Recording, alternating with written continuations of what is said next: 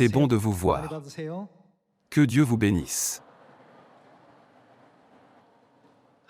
Dieu nous donne la Bible pour nous éclairer sur le monde spirituel que nous n'avons pas encore connu. De plus, il a laissé sa demande dans Apocalypse chapitre 22, que nous ne devons rien ajouter à ces paroles de la Bible, ni rien en retrancher, avec nos propres pensées ou sagesse. Lorsque nous regardons Colossiens chapitre 1, verset 26, il décrit la réalisation du mystère de Dieu, le Christ, caché de tout temps et dans tous les âges, comme la plus grande énigme parmi les 66 livres de la Bible. Alors, en Christ, il y a plus que la vérité sur le Père. Que pouvons-nous apprendre de l'Épître aux Romains chapitre 5 ? Il est écrit, Adam, lequel est la figure de celui qui devait venir. Puisqu'Adam représente le Christ, réfléchissons-y plus profondément. Dieu a-t-il créé seulement Adam, et a-t-il terminé sa création? Non, il ne l'a pas fait. Qui a-t-il créé en prenant une des côtes d'Adam, après l'avoir plongé dans un profond sommeil? Dieu a créé Ève, appelée la mère de tous les vivants. Toutes ces questions n'ont pas été simplement écrites dans les 66 livres de la Bible sans raison.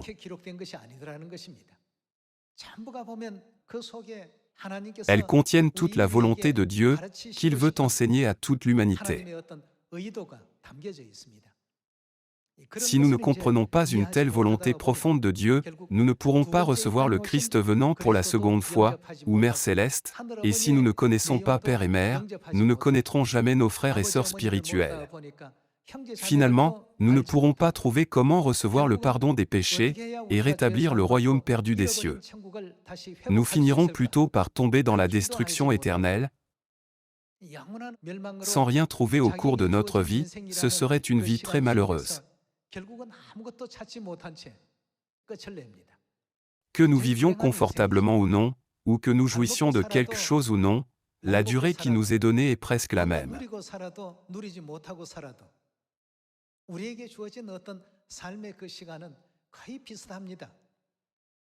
Cependant, comme il est écrit dans Hébreux chapitre 9, verset 27, il est réservé aux hommes de mourir une seule fois, et qu'est-ce qui vient après?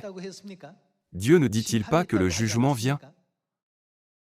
En d'autres termes, le jugement signifie le procès. Y a-t-il eu un cas où quelqu'un a été mis en procès alors qu'il n'avait rien fait de mal? Il n'y en a pas. Cela veut dire que toute l'humanité a commis quelque chose qui mérite d'être mis en procès. C'est pourquoi la Bible dit que toute l'humanité est sous l'empire du péché. En d'autres termes, nous sommes tous pécheurs. La Bible dit que nous devons tous passer par l'étape du jugement. Ce pourquoi nous avons vécu sur cette terre pendant notre vie, ce que nous avons réalisé, et les paroles que nous avons écoutées, sont les choses les plus importantes dans le procès. Pour cette raison, la Bible ne dit-elle pas que Dieu rendra à chacun selon ses œuvres? De plus, Dieu ne promet-il pas d'ouvrir le chemin pour que nous puissions entrer dans le royaume éternel des cieux, lorsque nous rencontrerons Dieu sur cette terre, suivrons ses enseignements, et vivrons une vie d'expiation et de repentance? Réalisons le mystère de Dieu, le Christ, et le mystère de l'Esprit et de l'Épouse. Obéissons absolument, et suivons tous les enseignements que Dieu nous a donnés, lorsqu'il est venu sur cette terre une seconde fois pour nous sauver, afin que nous naissions de nouveau.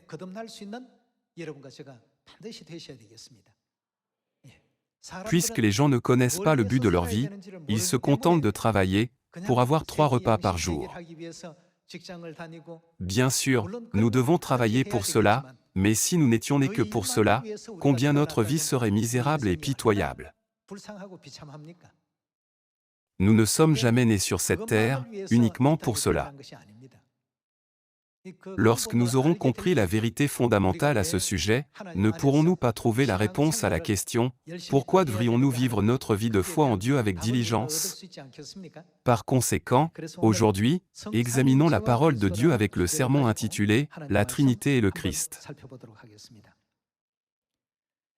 La Trinité est l'une des questions que beaucoup de gens posent souvent. Ceux qui ne comprennent pas la Trinité ne peuvent pas comprendre la Bible, même s'ils la lisent des milliers de fois. Savez-vous pourquoi les gens ne la comprennent pas? Dans Ésaïe chapitre 43, il est écrit « C'est moi, moi qui suis l'Éternel, et à part moi, il n'y a point de sauveur ». Dans Actes chapitre 4, verset 11, il est écrit qu'il n'y a aucun autre sauveur que Jésus. Je vais vous raconter une histoire qui s'est produite dans le passé. Un membre a évoqué ces deux versets et m'a posé une question. Pasteur, en qui devons-nous croire? Devons-nous croire en Dieu Jéhovah ou en Jésus? Il a ajouté, dans la même Bible, il est écrit qu'à part Jéhovah, il n'y a point de sauveur, et il est aussi écrit qu'il n'y a aucun autre sauveur que Jésus. En qui dois-je croire pour aller au ciel? Nous pouvons dire que toutes ces questions et confusions proviennent du malentendu sur la Trinité.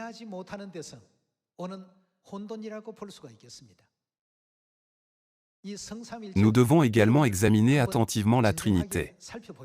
Y a-t-il vraiment la Trinité? Ne devrions-nous pas confirmer cela par la Bible? Par conséquent, aujourd'hui, prenons le temps d'étudier ensemble la volonté de Dieu concernant cette question.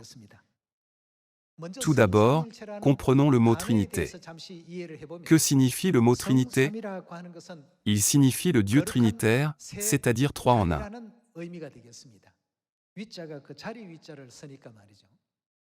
Il y a Dieu le Père. Il y a Dieu le Fils qui est venu en chair. La Bible explique également Dieu qui œuvre en tant que Saint-Esprit.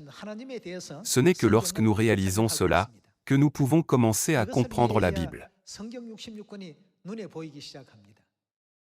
Si nous essayons de lire la Bible comme un roman, sans comprendre ces choses, nous ne pouvons nous empêcher d'être confus, puisque la Bible se compose de divers contenus, tels que les livres de prophétie, les psaumes et les livres d'histoire. Par conséquent, lorsque nous avons une connaissance correcte de la Trinité, nous pouvons tous comprendre exactement ce que Jésus a voulu dire lorsqu'il a dit que les 66 livres de la Bible rendaient témoignage de lui. Pourquoi est-il écrit dans le livre d'Ésaïe qu'à part Jéhovah il n'y a point de sauveur, et dans Actes chapitre 4 qu'il n'y a aucun autre nom par lequel nous pouvons être sauvés que Jésus? Si nous regardons ces versets séparément, la Bible semble être une contradiction. Puisque c'est écrit ainsi, en quel nom de Dieu dois-je croire pour être sauvé et entrer au ciel? Nous aurons de telles pensées, bien que nous sachions que les 66 livres de la Bible sont les paroles de Dieu. Cela montre pourquoi nous devons étudier la Trinité. Cela veut dire que le Père, le Fils et le Saint-Esprit ne sont pas différents, mais un seul et même Dieu.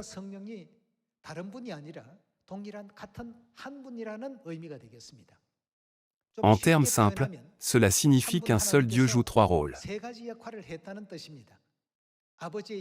Il joue le rôle du Père, du Fils et du Saint-Esprit.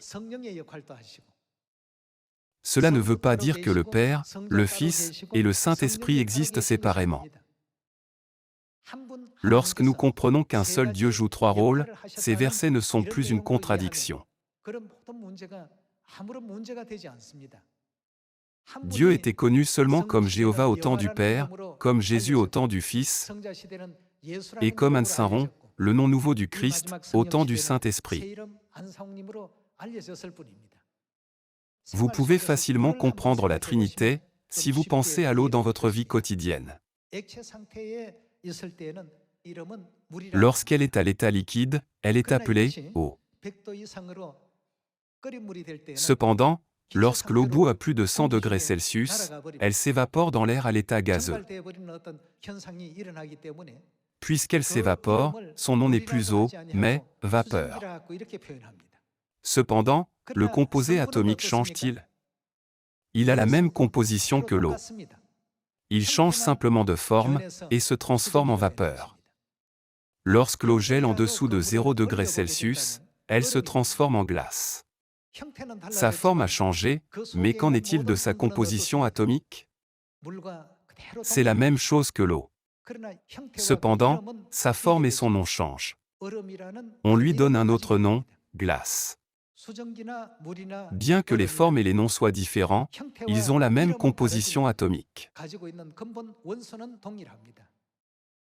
De la même manière, Dieu le Père Jéhovah, Dieu le Fils Jésus-Christ, et Dieu le Saint-Esprit Christ An-Saint-Ron, le nom nouveau, sont tous un seul et même Dieu.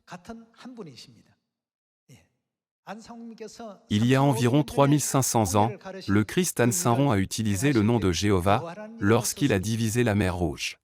Il y a 2000 ans, il a utilisé le nom de Jésus lorsqu'il est né à Bethléem, a grandi à Nazareth, a établi l'Église primitive et a proclamé l'Évangile de la Nouvelle Alliance.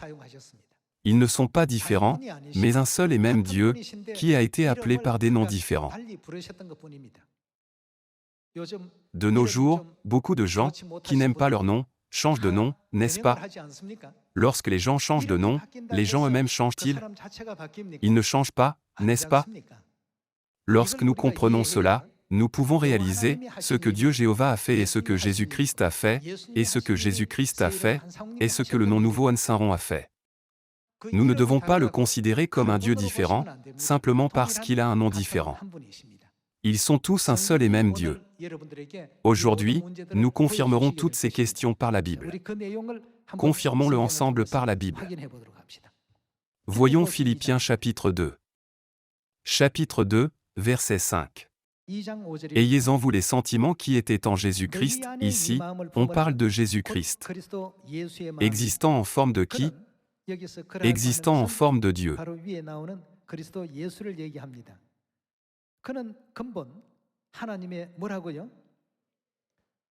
Qui, Dieu, dans ce verset désigne-t-il? Il est écrit qu'il existe en forme de Dieu Jéhovah. Par conséquent, qui existe en forme de Dieu Jéhovah? Jésus. En d'autres termes, Jésus et Jéhovah sont un seul et même Dieu. Au temps du Père, il y a 3500 ans, Dieu a utilisé le nom de Jéhovah. Plus tard, il est apparu avec le nom de Jésus au temps du Fils. Et au temps du Saint-Esprit, il apparaîtra une seconde fois, avec un nom nouveau de Jésus, pour accorder le salut à l'humanité. C'est exactement ce que la Bible explique. Le fait que Dieu ait un nom différent ne veut pas dire que Dieu Jéhovah, Dieu Jésus et Dieu le Saint-Esprit, c'est-à-dire le nom nouveau, sont différents. Si c'est le cas, le mot Trinité est inexact. Le mot Trinité désigne le Dieu trinitaire. Cela implique que trois ne font qu'un. Passons à un autre verset dans Ésaïe chapitre 9. Lorsque vous lisez Ésaïe chapitre 8, verset 23, Dieu donne de nombreuses prophéties sur la naissance de Jésus. Voyons le verset 5. Car un enfant nous est né, un fils nous est donné, ici, un enfant et un fils désignent Jésus, n'est-ce pas? Et la domination reposera sur son épaule, on l'appellera admirable, conseiller, ce sont des titres de Jésus-Christ. Alors, comment l'enfant s'appellera-t-il d'autre? Dieu puissant, et qui d'autre est-il? Père éternel.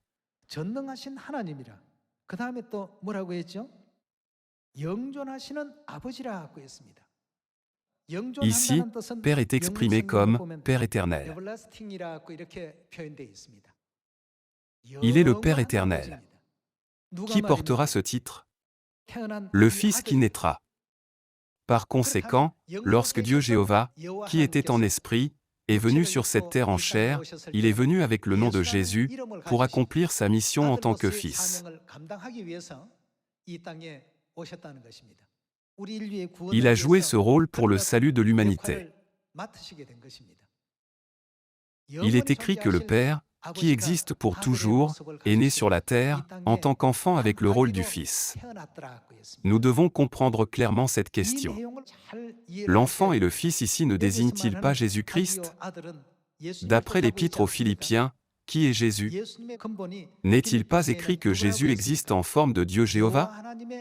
Non seulement le Nouveau Testament témoigne de Jésus de cette manière, mais aussi le prophète Ésaïe a prophétisé sur Jésus 700 ans avant sa naissance.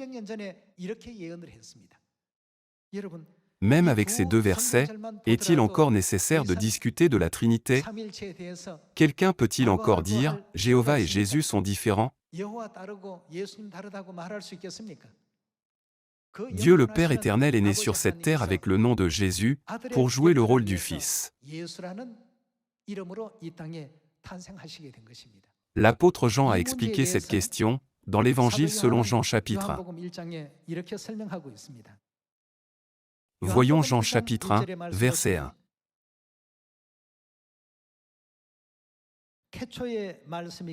Au commencement était la parole. Le commencement n'est-il pas le commencement de la création des cieux et de la terre? Il est écrit, au commencement était la parole, et la parole était avec Dieu, et la parole était Dieu. Quel est le nom de Dieu qui a dit que la lumière soit au commencement? C'est Dieu Jéhovah. Voyons le verset 2.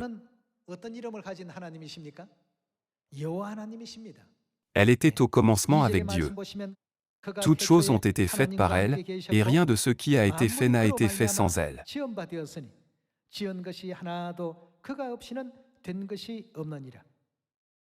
Il s'agit clairement de Dieu Jéhovah qui a créé toutes choses.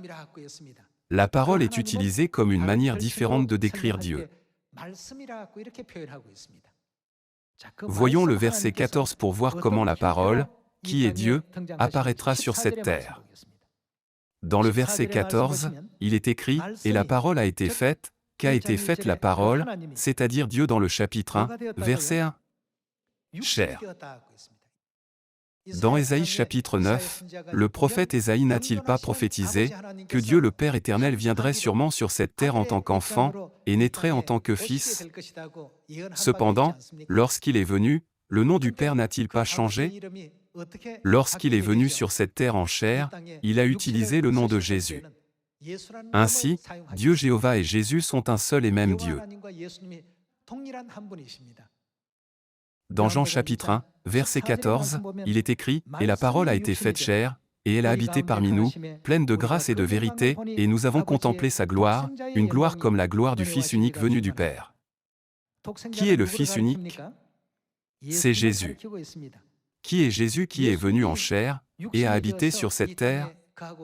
Il est Dieu Jéhovah, qui existait en tant que parole au commencement de la création. Puisque les gens ne réalisent pas cela, si nous disons soudain « Croyez en Christ Ansaron », croyez au nom nouveau, ils nous comprendront mal en pensant « Pourquoi le nom nouveau est-il le Christ Ansaron? Pourquoi devons-nous croire en lui en cette époque ?» Lorsque Jésus est venu sur cette terre il y a 2000 ans, et a prêché l'Évangile, les Juifs l'ont rejeté, en disant que le Dieu en qui ils croyaient était Jéhovah, et qu'il ne pouvait jamais être Jésus. C'est parce qu'ils n'ont pas compris la prophétie importante dans Ésaïe chapitre 9, selon laquelle Dieu puissant, c'est-à-dire Père éternel, viendra sur cette terre en tant que Fils en chair. C'est ainsi qu'ils en sont venus à considérer Jésus comme un simple humain, comme le fils de Joseph le charpentier. Bien que les paroles qui sortaient de sa bouche soient si touchantes et précieuses, ils l'ont rejeté à cause de leur mauvaise perception. Ils ont rejeté leur Dieu qu'ils adoraient.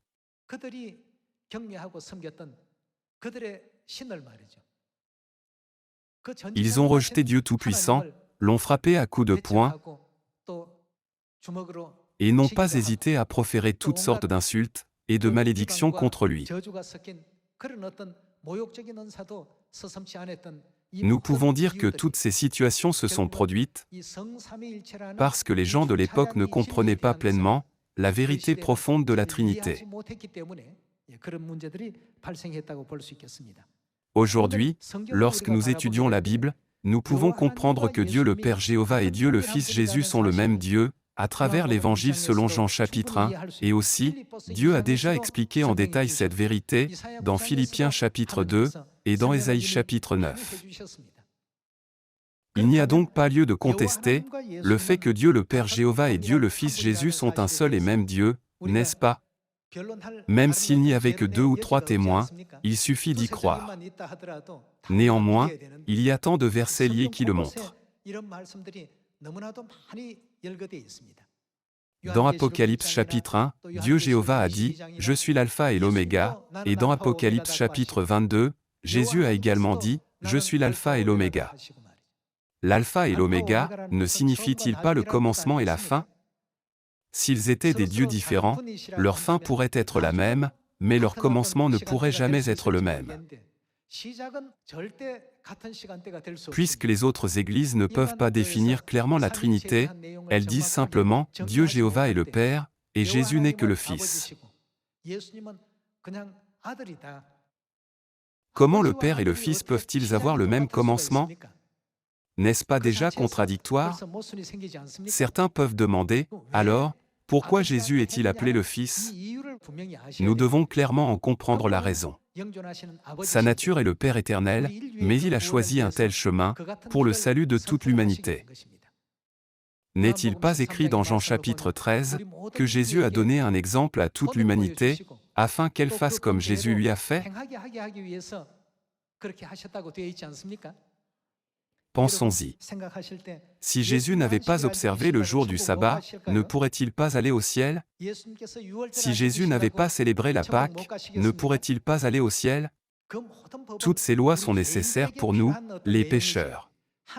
Dieu est au-dessus de la loi. Dieu est celui qui a établi toutes ces lois pour nous, les pécheurs. C'était pour nous donner le pardon des péchés. Néanmoins, qu'a fait Jésus? Il a observé le jour du sabbat et la Pâque, et a reçu le baptême, par lequel les pécheurs peuvent être pardonnés de leurs péchés. Jésus avait-il besoin d'être baptisé? Non, il n'en avait pas besoin. Alors, pourquoi a-t-il reçu le baptême? N'a-t-il pas dit « Je vous ai donné un exemple, afin que vous fassiez comme je vous ai fait » ? Par conséquent, nous pouvons pleinement comprendre que Dieu le Père Jéhovah et Dieu le Fils Jésus sont un seul et même Dieu. Alors, certains peuvent s'interroger sur les paroles écrites dans Matthieu chapitre 28, verset 18, « Baptisez-les au nom du Père, du Fils et du Saint-Esprit ». Ils peuvent penser, le Père et le Fils sont un seul et même Dieu, alors comment pouvons-nous comprendre le Saint-Esprit? Le nom du Père, le nom du Fils et le nom du Saint-Esprit sont les noms d'un seul et même Dieu. La seule différence est de savoir s'il a été utilisé au temps du Père, au temps du Fils ou au temps du Saint-Esprit. Alors, comprenons Dieu Jéhovah et le Saint-Esprit, et aussi Jésus et le Saint-Esprit. Voyons 1 Jean chapitre 2, verset 1. Chapitre 2, verset 1. Il est écrit, « Mes petits enfants, je vous écris ces choses, afin que vous ne péchiez point. » Et si quelqu'un a péché, nous avons, qui avons-nous? Un avocat auprès du Père. Qui est l'avocat? Jésus-Christ le juste.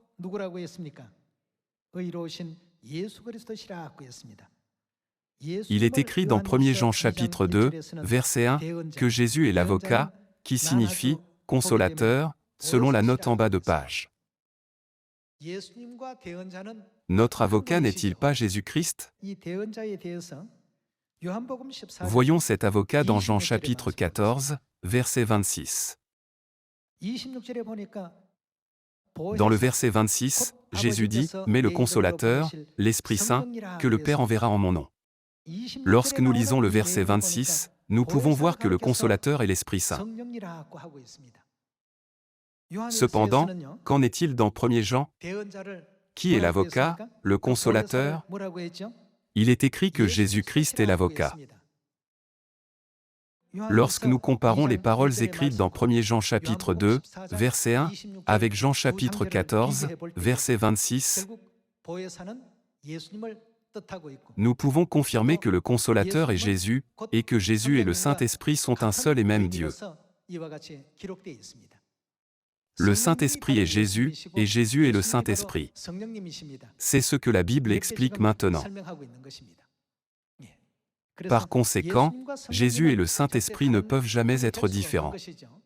Ils sont un seul et même Dieu. Alors, Dieu Jéhovah et le Saint-Esprit doivent aussi être un. Continuons à confirmer cette question. Voyons 1 Corinthiens chapitre 2. Voyons le chapitre 2, verset 11. Qui donc, parmi les hommes, connaît les choses de l'homme, si ce n'est l'esprit de l'homme qui est en lui?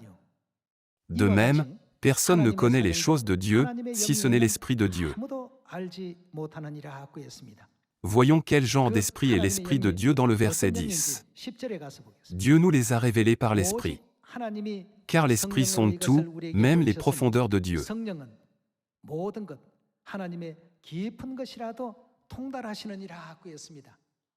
Cela veut dire que le Saint-Esprit connaît tout, même les profondeurs de Dieu. Alors, cela n'indique-t-il pas que le Saint-Esprit est Dieu Jéhovah? Dieu Jéhovah et Jésus sont un seul et même Dieu, Dieu Jéhovah et le Saint-Esprit sont un seul et même Dieu, et Jésus et le Saint-Esprit sont un seul et même Dieu. En d'autres termes, Dieu Jéhovah, Jésus et le Saint-Esprit, le nom nouveau Ansaron, ne sont pas différents, mais identiques.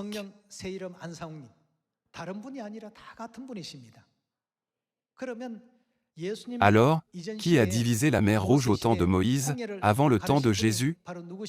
Pensons-y au temps du Fils. C'était Jésus. Bien sûr, Dieu Jéhovah a divisé la mer Rouge, mais du point de vue de la Trinité, Jésus-Christ était celui qui a divisé la mer Rouge au temps de Moïse. Pourquoi? C'est parce qu'il est le même Dieu. Avec quel nom Jésus viendra-t-il au temps du Saint-Esprit? Il reviendra avec un nom nouveau Ansaron. Alors, qui est venu prêcher l'Évangile en cette époque? Avec qui appelle-t-il ses enfants à venir? Au temps du Saint-Esprit, il est venu avec Mère Céleste la Jérusalem, l'épouse du Saint-Esprit. Ne proclame-t-il pas au monde entier, « Venez à moi, tout mon peuple » ? Du point de vue du temps du Saint-Esprit, celui qui a été crucifié il y a 2000 ans est le Christ Ansaron. Qui a divisé la mer Rouge il y a 3500 ans? C'est le Christ Ansaron. Ceux qui ne comprennent pas la Trinité peuvent être perplexes en demandant « La Bible ne dit-elle pas que Jéhovah a fait cela ?» Ils ont raison.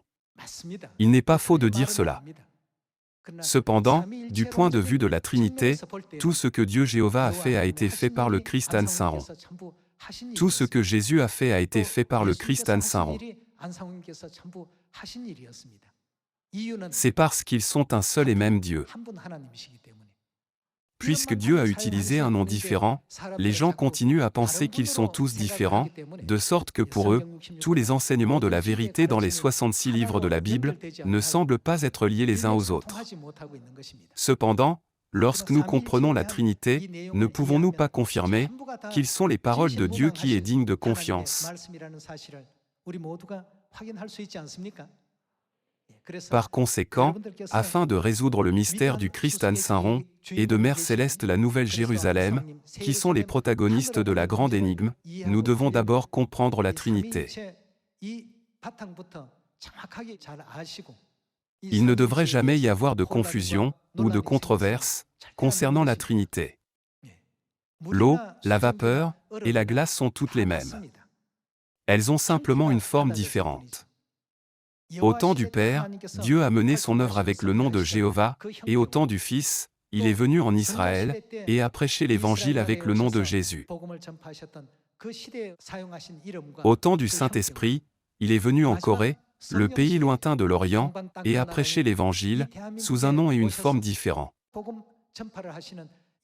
Bien qu'ils soient différents en termes de nom et de forme, ils sont tous le même Dieu. Par cela, comprenons qu'un seul Dieu a mené l'œuvre du salut.